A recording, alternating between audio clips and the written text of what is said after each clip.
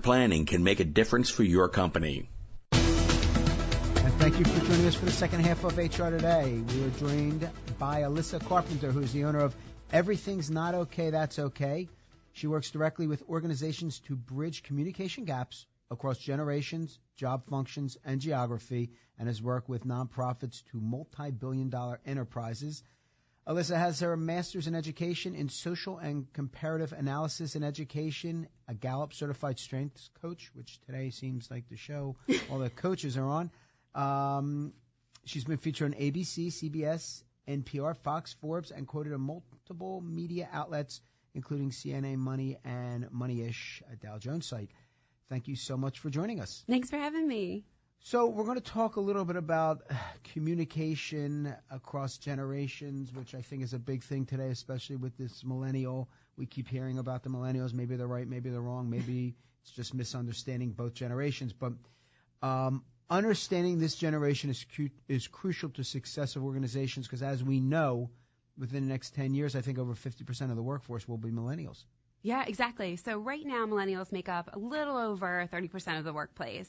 We're talking 2020, about 50%, and then 2025, 75%. So it's a lot of the workforce. And I know we keep hearing millennials, but because we're taking over so much of the workforce, it's just really important to understand who this generation is and what they can bring, especially because they're the most diverse generation out there. So when you talk about understanding them, I mean, and I don't want to cast a shadow. It's just what you hear. They don't want to stay at a job long. They look at you like you have 12 heads and 26 eyes when you ask them to stay late. You know, get in at 9 o'clock, no way. Get in, no way. I'll get in when I get in. These are stereotypes. I'm not saying everyone has it, but is it something where we have to adapt to them or they have to adapt to us being people that have been in the workforce for a long time and are 9-to-5ers or 9-to-6, 9-to-7? Yeah. No, I think it's a great question. It's one I get a lot from companies and organizations and leaders because I think it's the biggest cause of contention is just, are they hardworking? Do they not have work ethic? When we think about the job market right now, it's the best job market it's been for a long time. So companies and organizations need to be really competitive and really offer different things for millennials to actually stay. So we talk about them not being loyal to organizations, but on the flip side, organizations aren't necessarily being loyal to them. We're not offering pensions and things like we used to. The work ethic piece comes in a lot, right? We're talking, does your butt really need to be in your seat from 9 to 5? Can we work from home? Can we work virtually? Can we have flex hours? So those are just things to really think about. Millennials also are on the computer or on their phone at 12, 1 o'clock in the morning and answering emails. They're just hours are different and things are looked upon a little differently. So they might not physically want to be in their seat from 9 to 5. It's always a negative. The issue I think that comes into play is if the work hours and everyone else is working 8:30 to 5:30 and you want to work at 9:30 at night to midnight, the communication is not there. There's a delay. There's a lapse in immediate response, and they are immediate gratification types. Yeah. So it almost is an oxymoron there because they're shooting off emails at 12, 1 o'clock, but they're not going to get a response until the next day. So what's going to happen in 20 years when you work 8:35? Are we not going to work 8:30 to 5:30 anymore? Have there been studies on that? I mean, I think that 9 to 5, even your physical office space is really out the window. So people are working from all over the world and on a team. The future of work is not necessarily a physical office space. You are hiring people for talent and quality and not necessarily physical location. And I completely agree with what you're saying in terms of it's very hard for communication with people with off hours. So a lot of the clients I work with, it's a conversation of if you have West Coast clients, can the employees who are interested in coming in late come in late and work late because they're working with different clients? Sure. So really evaluating the different parts of the organization. Now, with that said, some positions, if you are the receptionist at an organization, you have to be there, right? From the hours of business. Right. Exactly, right? So it's a matter of having those conversations, whether you are a supervisor and having those conversations with your employee or vice versa, of what is expected of you, what are the requirements, and what do you need to be able to do your job. So how can you better recruit these millennials and the Gen Zers going forward when there are differences in work ethic styles? Yeah, I think bringing up some of these points from the very beginning. So if you're going to recruit a lot of people, I would say about 80% of jobs are word of mouth. So having people actually promote your company and promote your organization on their social media channels, saying how great it is, how flexible they are at work, they like work-life balance, they're really involved in the community. So really talk about professional development opportunities that you have to offer. So you need to be different and need to share that among the people who might be interested in working with your company. And I realize it's a matter of changing mindsets. And right now, when senior management on most companies, because they're experienced and they've been in the workforce, naturally they're in their 40s, 50s, or 60s. So for a guy to come in at 7:30 in the morning and see a millennial come in at 9:45 with a skateboard in his hand, it's got to ruffle feathers. Yeah. So what is being done to either ease that friction or have adaptability? What's done? Because it's a big question mark in my mind. I mean, I think it really depends on organizations. I think we're finally realizing that we need to do something about it. About 10,000 baby boomers retire every day. So millennials are taking on leadership roles faster than ever before and younger. So to me, a lot of it comes down to communication and relationship building and having those open conversations.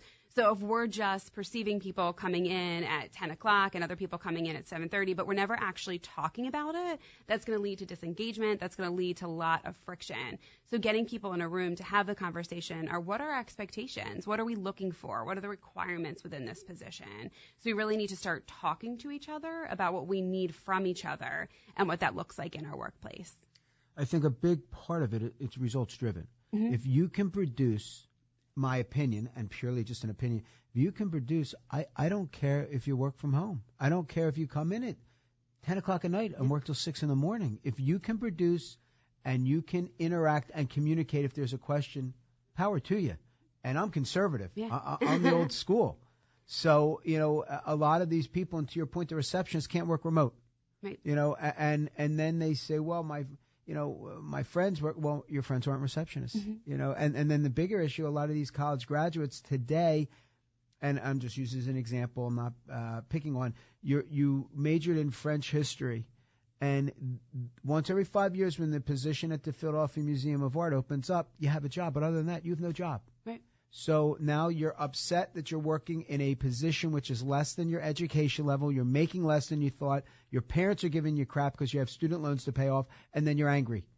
And it's almost like a constant battle. And then what do you do? I mean, I think a lot of it has to do with people saying, all right, let me look and see where I can fit in, both culturally as well as, generationally, what have you. Are you seeing people adapting, or they just keep, the millennials and Gen, are they just putting up a front and being confrontational? Where's the adaptation happening? I think it does need to come from both ends, right? I think it's a bend and flex on both ways. Whether you are a millennial, Gen Z, baby boomer, Gen Xer, we have to work with each other. We can't just completely bend to where the other generation is looking for. I think what you mentioned before in terms of being results driven is really key and important. Millennials, Gen Z, looking to be fairly compensated, but also want to be promoted based on their performance. And I think that's not necessarily where we've been coming from. It's, you've been here 6 months, let's talk about it. You've been here a year, let's talk about it. And not, you brought in $1 million to our company. So being able to show and demonstrate results, millennials are looking to be promoted and advanced for that, not because of the longevity they've been in within an organization. You hit a key point. I might have mentioned it before. I know someone that graduated University of Maryland 2 years ago. She started her job July that summer, maybe end of June. She quit her job in November because she wasn't promoted 4 months in. And, I won't give my opinion on it. I just say, you've been here 4 months. She might not know how the phone system completely works yet, and she wants to be promoted. Is it something where the company has to adapt and say, well, you've done a good job, now you're promoted, or leave? I know you say it's adaptability, but 4 months? I think something like that is a little bit crazy, right? But I think it should also go back to a conversation. So beginning when you start in the workplace and you are given an offer, let's have a conversation. It should be both sides. What does it take to be promoted? What is the longevity of the organization look like? What are you looking for an employee? What can I do to be able to show my performance? And then every 6 months, every 12 months, every 4 months, let's talk about it. Let's talk about where I am and how I can move forward in my career. Right. I think if somebody is not willing to put in the work and put in the time, then they really need to go. They're going to be disengaged within your organization. But it is a conversation to have. Was that the expectation that they had when they were going into it? Then in 4 months, if they did this and then they weren't given the promotion and they're out of here and you don't care about me type of thing. Again, the job market is so hot right now that I'm sure they were able to find a job and get higher pay somewhere else really quickly. And that's tough, being an organization to retain your employees. I found that the organization really didn't miss her after 4 months. So. All right, tell everyone, please, Alissa, why you love human resources.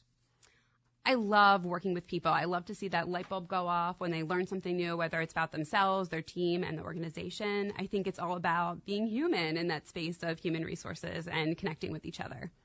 I want to thank you for joining us. I think it was a great opportunity.